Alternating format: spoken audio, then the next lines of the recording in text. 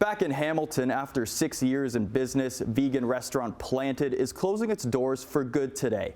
One of the few gluten-free and kosher restaurants in the city, this restaurant was a staple on Locke Street. Danielle DeGraw live in studio with more. Danielle. Yes, thanks, Eric. It was a niche restaurant serving dishes that you might not find anywhere else.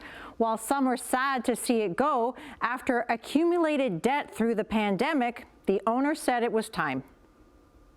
We love this building, but it is expensive.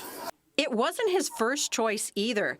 Samuel Perry is the owner of Planted in Hamilton. He says the original building they were in on John Street in Hamilton was getting demolished. At the tail end of the pandemic and lockdowns, they were forced to move to Locke Street.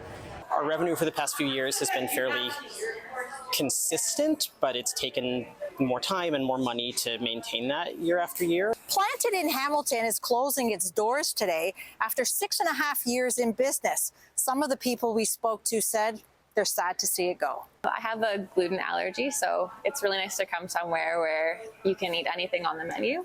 Cassandra Chootie has been coming to Planted in Hamilton for over 4 years.